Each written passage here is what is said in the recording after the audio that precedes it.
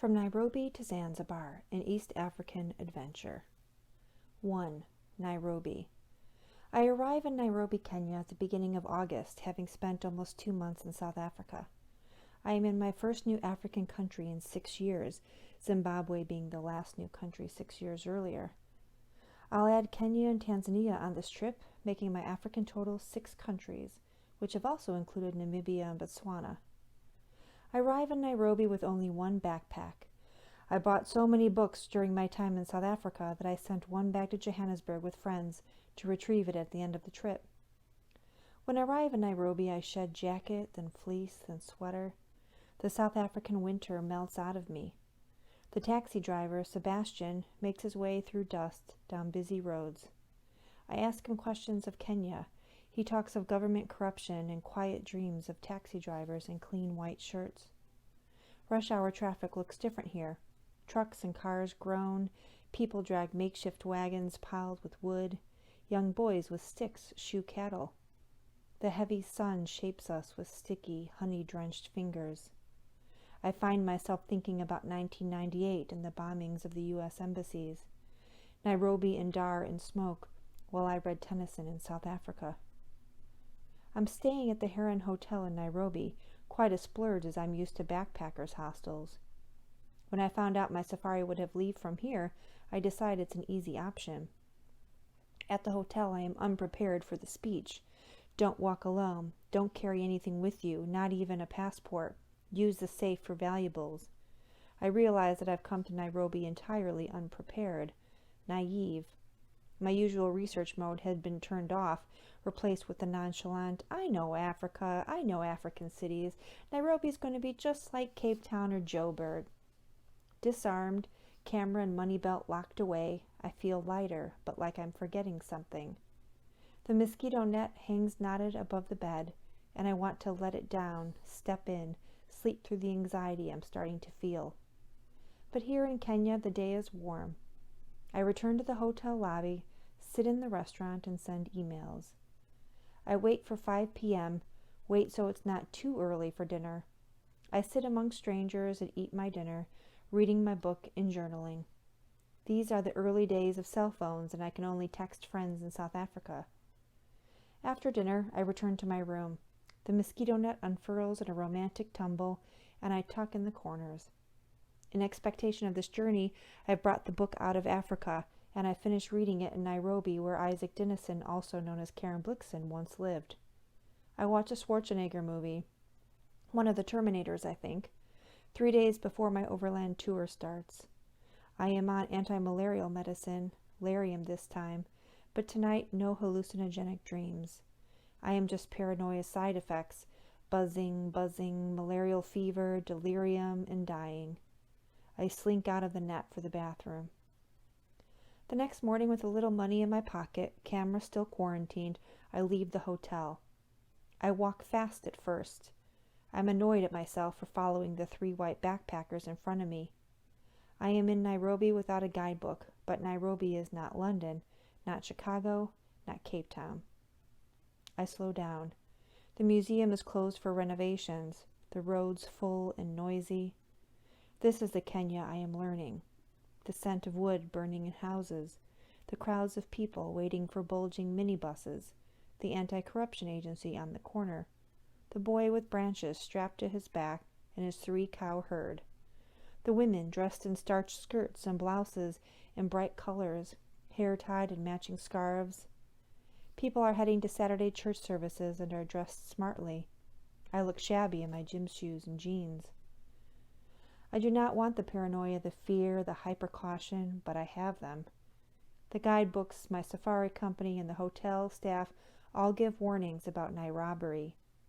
The hotel tells me not to stop for anyone, so I don't, not even when one man, and on the next block another, walks alongside me. Hello, what is your name? I give a quick nod, keep walking. Tell me about prejudice in America. I keep walking. And to the next I say, I'm going to keep walking. And he, what? Are you racist? I lose determination, hear the market music down the street. I want to be there, dancing, but I am not. I am a white woman with much to learn about the rest of the world. It puts my life into perspective, reminding me that I'm not the center of the universe, that my power and privilege are real. I return to the hotel and ask if there are any day trips I can go on. I'm not going to hide out in my hotel. They give me a few selections, but the prices are for people used to staying in hotels and taking luxury vacations. I ask where the nearest youth hostel is, and they reply that it's right up the street. I go out for another walk, feel much calmer amongst the backpackers there. I book a trip for the next day. Back at the hotel, I eat dinner, write my blog, choose between Schwarzenegger or Stallone, let down the net, and sleep. In tonight's dream, a lion jumps for me, and I wake up gasping. I check the corners of my net, check like I did at Girl Scout camp, shining my flashlight at the spiders. The next morning, I walk to the hostel and pack into a small car with 3 eager foreigners, my camera free from its lockbox. I feel envious the other travelers are going places I'm not, like Uganda and Rwanda.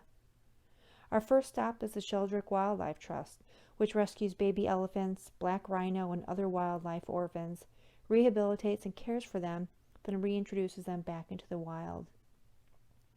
Daphne Sheldrick, who has since passed, ran this place for over 50 years, and it is a unique experience. At 11 a.m. every day, you can visit the current elephant orphans. There are 7 when I visit. The black rhino orphan doesn't show up today as he's weaning himself into the wild of the adjoining Nairobi National Park.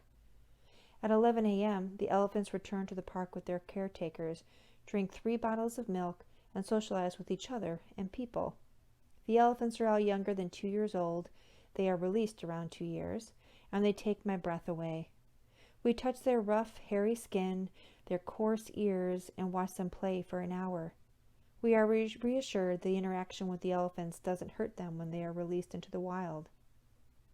We leave the Sheldrick Trust and head down the street to the Giraffe Center, an entirely different experience. This park is a breeding conservation initiative for giraffes that are endangered, their offspring then released into the wild. Giraffes have many acres to roam, but it still has a zoo feel, as these breeding giraffes will never live fully free. We could feed the giraffes from a balcony, and I admit I enjoyed having food pellets swift out of my hand by that amazingly long tongue. We watched the giraffes take their downward dog dips for water. Our guide, Ken, takes us on a walk into the nature park to find the macho male, Jacques, who is kept apart from the females until performance time, when one female is sent to join him. As we walk through thick bush, Ken keeps his ears peeled. Then, suddenly, a female giraffe appears, Jacques' current lady love. She dives right into the food Ken brought, greedy little thing. Standing there, you know you are mortal. She is 10 feet away, and I could fit easily under her stomach while standing. Jacques shows up, and the two start to compete for Ken's food. Suddenly, this path is too narrow for 6 people and 2 giraffes, who start to move quickly towards us. As I jump around in the bush, I can't help the nervous laughter. It's not every day that you vie for space with 2 adult giraffes. I have grass and mud stains to prove it. Eventually, the food runs out and the giraffes return to grazing the treetops, leaving us all to laugh at our speeding pulses. The next stop is the Karen Blixen Museum. This area of Nairobi is known as Karen, thought to be named after her. I expect the area to be built up, but while her farm was sold into plots, it still maintains a wild feel. Her failed coffee plantation rusts under the Nairobi smog. Her yard is large and surrounded by woods, the Ngong Hills still visible from her back porch. I finished Out of Africa last night, so the stories and images are fresh in my mind, as are the opening words. I had a farm in Kenya at the foot of the Ngong Hills. She walked here once, music echoing out to the bush. The house is beautiful and contains most of her original furniture. The remaining furniture were props used in the movie. Even the clothes Meryl Streep and Robert Redford wore are lazily draped on the furniture. For me, it's a literary film pilgrimage, and I have my book stamped to prove I visited. I only wish I had time to perch on a bench and write.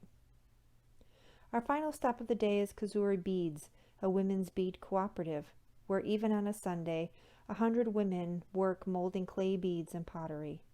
When fired and glazed, they are beautiful colors and shapes. I want to buy and support these women, but I cannot imagine the necklaces surviving 3 weeks in a backpack in a truck on bumpy roads. A few years later, a friend will send me a strand of Kazuri beads when she visits Kenya, unknowingly giving me a long-desired memento. The day ends and I am back at the hotel, camera lost between 2 keys and a locked door. I meet the head guide for my safari that leaves tomorrow. He asks me questions to understand my vegan diet. In the restaurant, I recognize faces of guests and staff. Tonight, I meet Douglas. He passes me his card, tells me of his life in Kenya. He is Kikuyu, living and working far from his family. I notice a woman. She ate alone last night, too. We make eye contact, smile, and finish our wine together. Sylvia tells me of her house, a full day's trip north, how she takes the minibuses when other white people won't, how she misses the smells in the mountains, splits her life between England and Kenya. Douglas and Sylvia strike me as the story of Kenya, moving from a post-colonial past into a modern future. The dust of the well-worn day lingers on me. I am 13, returning home from camp, wanting to keep the camp clothes in my closet, knowing when I let them go, they will emerge too clean. Here in Nairobi, I smell of elephant, giraffe, heat, and wine. I turn off the light and sleep. I sleep and dream that my father has died. 2. Goodbye, Nairobi. Hello, Kenya. In the morning, we meet in the hotel lobby, our safari truck in the drive. There are 3 crewmen and 6 participants, 4 women and 2 men, 2 Aussies, 1 Yank, 3 Brits. We have a huge truck all to ourselves. It seats 18, and the truck's name is Daffy. My last overland trip had 25 people, so this small group is unexpected. We will know each other very well in 3 weeks' time. On the first day, we start with a visit to the Sheldrick Wildlife Trust. It's a pleasant surprise to go there 2 days in a row. The rhino shows up today, and before I leave, I donate money to the trust to adopt an orphan elephant for my 6-year-old godson. We then drive from Nairobi north to Lake Naivasha, where we will stay for the first 2 nights. The first evening in Lake Naivasha, we have tea at Elsamere, the home of Joy and George Adamson of Born Free fame. They rehabilitated lions like Elsa and released them into the wild. I haven't yet seen the famous movie based on Joy's book of the same name. A remarkable story, and a sad one. They were both killed by poachers, and the truck in which George was shot is still on their property to remind you of the importance and danger of the continued work of wildlife preservation. The second day, we take a boat ride and guided hike through Crater Lake. Over the course of our 3-week trip, we will take 7 game drives, but this first experience proves unique as we are on foot. There are no predators or dangerous animals, but we still keep a safe distance from all the other animals. As we walk, we encounter giraffes, zebras, and elands, our first wild animals of the tour. We watch as a large group of flamingos take off from the lake. On our 3rd day, we drive from Lake Naivasha to Lake Nakuru National Park. I chose this trip because of the Masai Mara and the Serengeti, but Lake Nakuru turns out to be a pleasant surprise. It is here that I begin to keep an animal count of all that we see. We see baboons, eagles, giraffes, zebras, Cape buffaloes, impalas, and monkeys. It's a feast of wildlife. On safaris, the drivers stop and chat with each other as they pass, giving tips on where they've seen wildlife that day. Our driver, Paul, gets a tip on lions, and he heads there. On my previous safaris, I'd never seen lions. On this first game drive, we see 11.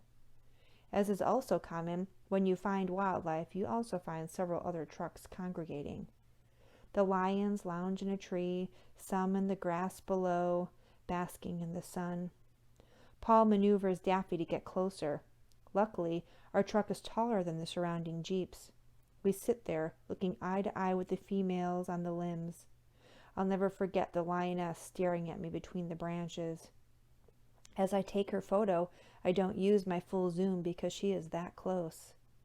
We see other lions at a small waterhole, others walking on the road. We see a fully maned male and 1 young male. As our truck passes 2 other lions on the road, our windows open. I imagine them jumping through the window and into the truck. It doesn't happen, of course, but the intensity of their stares remind me that this is their turf. We are visitors and potential prey. As we meander through the park, we see dozens of white rhinos. I have seen many black rhinos in South Africa, but I've never seen a white rhino. We see thousands of flamingos on the lake, rhinos sleeping in the shallow water. Our guide stops a truck far away from the rhinos, encouraging us to get out to take in the view. We see a hyena on a solitary walk. As we near the flamingos pruning ahead, we also begin to notice them below us, dead in the mud. They are in various stages of decay, and it gives new perspective to the idyllic live flock at a distance. We tuck into our tents that night at the campground, preparing to sleep well in the wild, surrounded by the possibility of animals in our campsite. At 2 a.m., we wake up to ants biting our ankles. We hear the other tents also struggling and join 2 of the others in the truck. We sleep curled up on the seats, a stiff awakening in the morning. When we pack up our tents, the ants are long gone. On the 4th day, we take another game drive in Lake Nakuru before driving to Njoro. We stay in a lovely posh campsite called Kembu, just outside Njoro. Posh equates to a bar, hot showers, no ants, and a long drop toilet with fancy woodwork.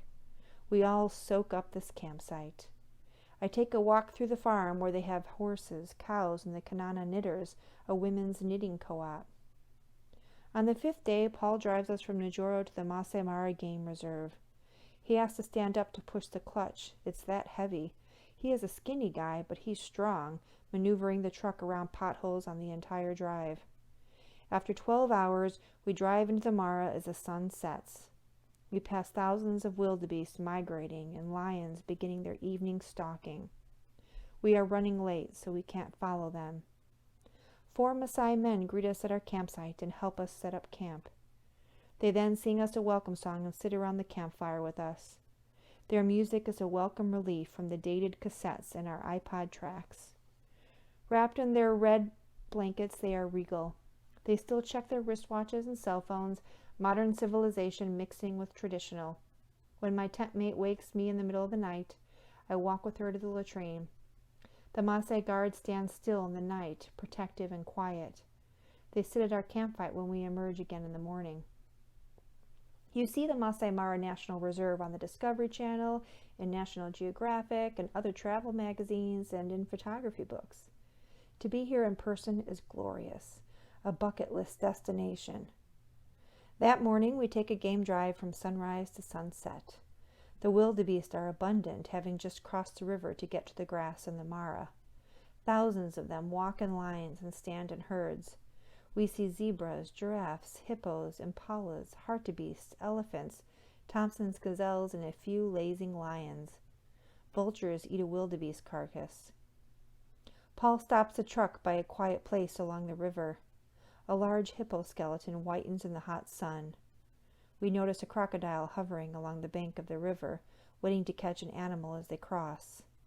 We'd been listening to Frank Sinatra on my iPod, and his voice croons as we watch a dead wildebeest float down the river. As we cross the Mara, we sit in our seats, holding on as we bump across the landscape. Suddenly, Paul stops the truck, leans out the window, hand over his eyes to block the sun. He charges Daffy over the landscape for the next few minutes. We look out the windows, unable to see what he spotted. Finally, there she is, a pregnant cheetah perched on a rock, surveying the fields around her. I'd only seen a cheetah once at a conservation camp, but never in the wild. She blends in with the grasses surrounding her, but Paul's eyes know what to look for. She eventually leaves her perch, and we watch her walk away through the grasses, blending in again. We meet many Maasai people during our visit to the Mara. The women selling jewelry at the gate, the men who help us pitch our tents and guard our camp, and the many in the park watching over their cattle. At the end of the day, we visit a small village called Boma and learn about their lifestyle.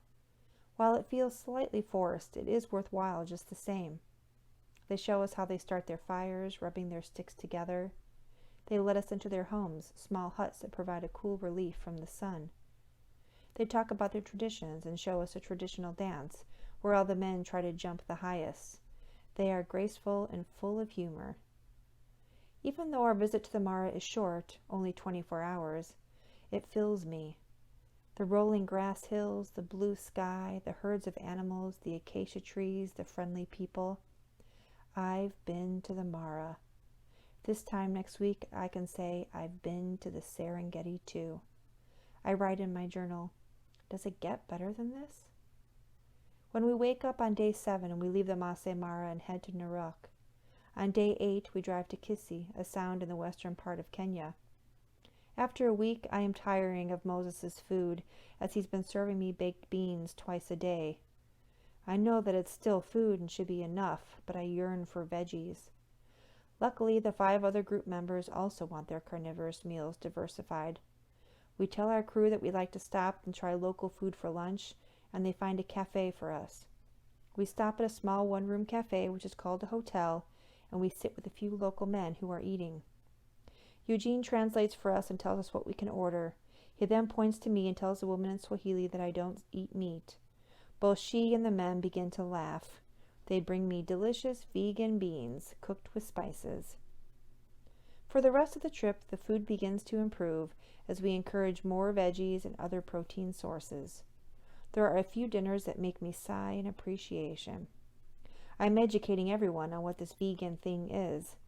Soy milk greets me every morning, which feels like a luxury. We eat lunch on the truck most days, and I have my reliable jar of peanut butter on hand. In Kisii, I'm able to buy individual soy milks to drink on the truck. It's the little things, the small luxuries that can make my day. The crew do so much to make our overland journey extraordinary. Eugene, the guide, tells us what's happening and when, giving us history and information. He is friendly and optimistic, an endless font of energy. Moses, our cook, works over the fire in the mornings and evenings to feed us well. He carries the weight of some unknown burdens on his shoulders. Paul navigates all the roads, asphalt, dirt, and potholed, getting us safely from place to place. He is quiet, but he always has a joke at the ready.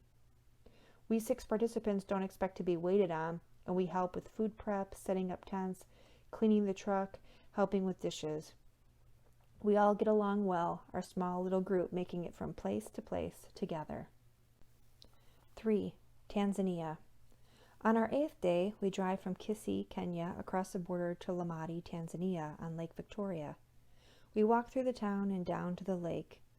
Boats line the shore, kids play in the water, and a large bull cow drinks. Kids everywhere are curious, and we are flooded with eager, smiling faces that say hi and follow us through the town. In the market, there are heaps of clothes as people sort through t-shirts and other donations that have come from around the world. I see kids wearing distinctly American clothing as they play. The next morning, we enter the Serengeti on the west side and drive through to Serenera campsite in the park. The tsetse flies begin to bother me, and I sense the paranoia side effects of my anti-malarial meds kicking in. I wrap my sarong around my head, neck, shoulders, and arms, making sure no skin is uncovered. After our previous game drives, the Serengeti keeps our animal tracking eyes busy.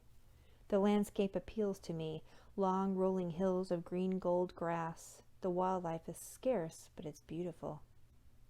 When we arrive at our campsite, there are no fences, just us and nature. Actually, there are lots of people in the campground, maybe 60 to 100, and quite a few trucks. Yet we are strictly told to go to the bathroom in groups at all times, as lions do come to the campsite.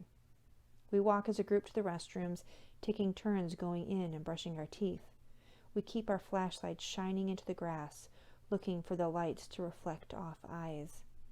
We are told we can't leave our tents during the night, and they provide us with a bucket if we need it. My tent mate always wakes in the middle of the night, so we sleep with a bucket in our tent. When I wake at 4 a.m., I hear the lions roaring as they circle the camp, the hyenas cackling in their stead. I lay still in my sleeping bag, creeping away from the sides of the tent.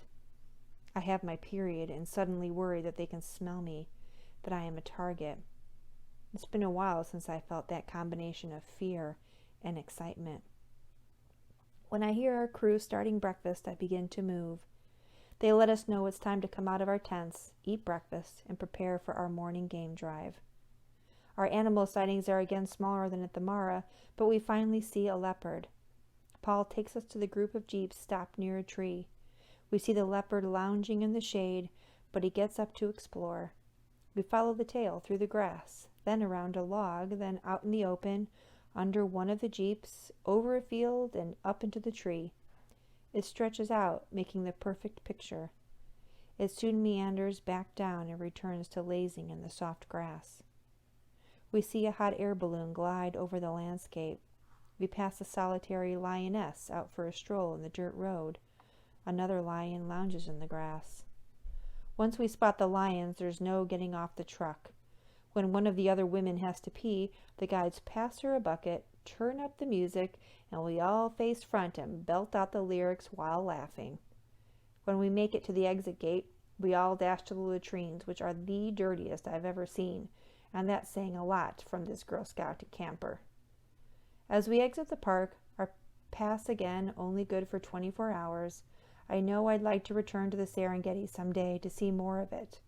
I enjoy the miles and miles of beautiful plains. We make our way to the visit to the Olduvai Gorge Museum. It is one of the best anthropological sites in the world as it traces the evolution of humans. Set up by Mary and Louis Leakey decades earlier, it now offers a glimpse into our human past as we look out into a spectacular landscape. That night, we make camp just outside the Ngorongoro crater. On our 11th day, we are up early to get to the crater at sunrise. The guides and the tour books all say that what you don't see in the Mara and the Serengeti, you will see in the Ngorongoro crater. We can't take our big trucks into the crater, so we change over to a Land Rover. I stand through the sunroof of the truck, taking in the breeze and dust. My face and hair are thick with it. Thousands of wildebeest and zebras mingle in the crater. It's a beautiful morning for a game drive. We join 14 other Land Rovers and Jeeps watching a pride of lions. Paul cuts the engine. The lions' mouths are stained with the blood of their morning kill. As the 8 adults lounge in the hot sun, their 3 cubs peek up to see the action and come exploring, parking themselves under one of the trucks. The parents are protective and stalk over.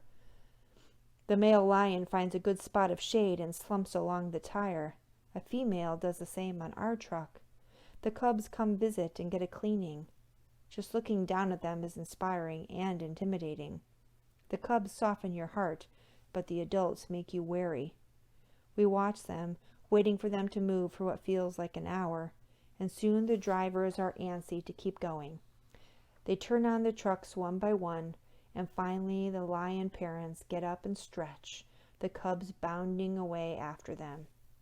Our lion total jumps to at least 36 in abundance of sightings. We leave the crater and head to the Maserani Snake Park, where we spend the night. The next day we head to Arusha on our way to Kilimanjaro.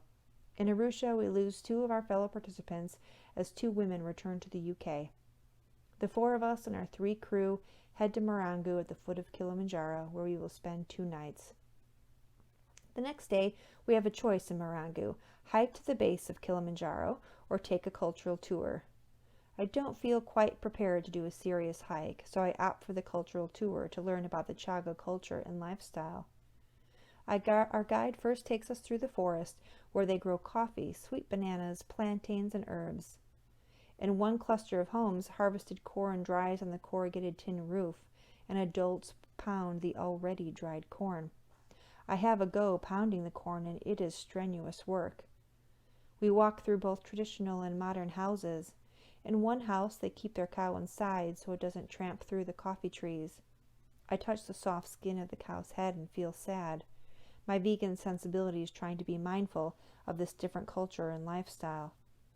Our tour ends with lunch in the home of our guide. She offers us homemade food: spinach, plantains, rice, oranges, and banana beer. It's a delicious meal. On our tour, Kilimanjaro finally shows her face between the clouds. We walk through the market and down to the waterfall. We take 2 local taxis, and I am again amazed at how many people they fit into one minivan. I have seen people crammed in these vans in every African country I've visited. I once again feel underdressed sitting next to women in beautifully patterned dresses and hats. 4. Zanzibar.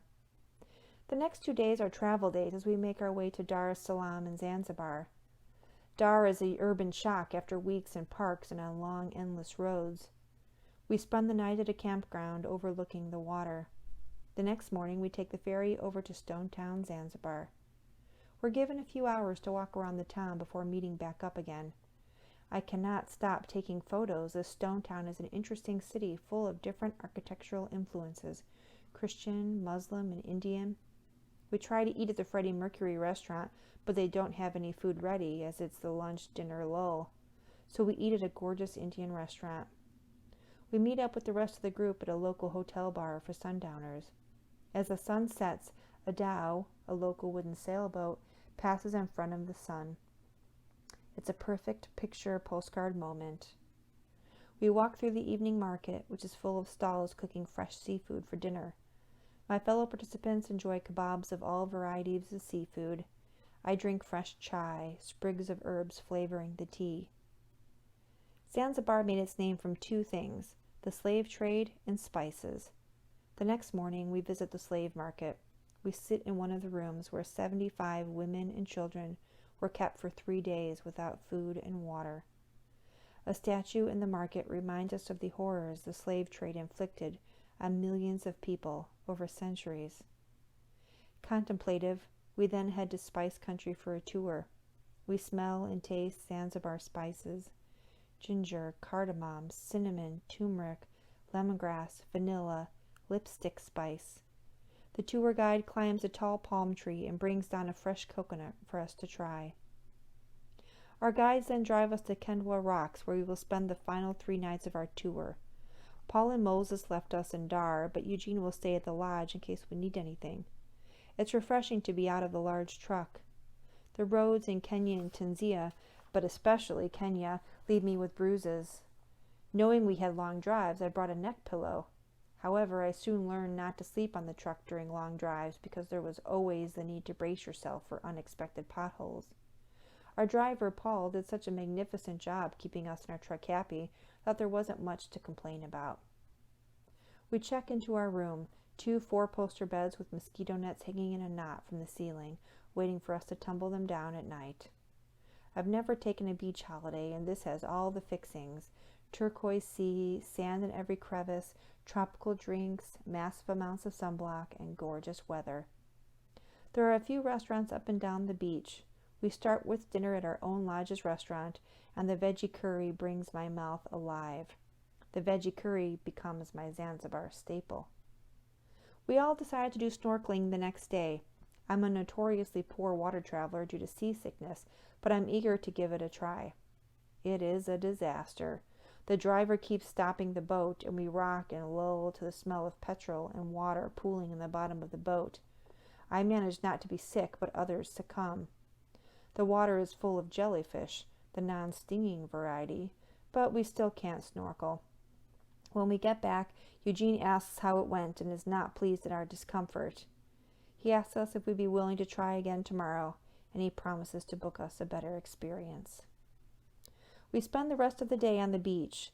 There are permanent natural umbrellas in the sand, and I move as the shade moves. Despite the heavy sunblock, I still manage a small burn. That night, after sunset, we walk to another restaurant up the beach. The veggie curry is so good and is served with rice and fries or chips. I don't know why I've never tried it the British way with both before, but it rocks my culinary world. The next morning I take my seasick pills as we head out for our full-day adventure. We stop just off a private island and dive into the water. Having never snorkeled before, I'm not sure what to expect. Once I get the hang of breathing calmly, I am in the ocean for 2 hours. The fish are bright and plentiful.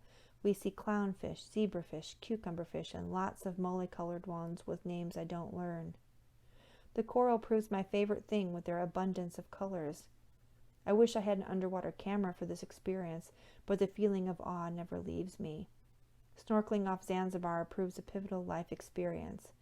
Scary, invigorating, and liberating. I feel peaceful as I swim out of my comfort zone. On the last night, we head to another restaurant. I enjoy another veggie curry, and we revel in the last evening of our tour. We join another beach party and dance to the music under the southern skies. The next morning, on the ferry back to Dar es Salaam, I stand in line to buy a snack. A man cuts in front of me, looks back at me, and says, "Men go first here." It's an abrupt moment that rocks me to the core. I do nothing, say nothing. It reminds me of the men in Kisii shouting at me when I forgot to cover my knees, of the men in Nairobi. In the years after, I will share these moments in travel presentations I give for women travelers and about respectful travel. It's a hard balance between respecting a culture and asserting yourself. Back at my seat, I remember all the men I encountered on this trip, the women too, who showed generosity, kindness, and compassion. It is their energy, the beauty of their countries, that I take with me.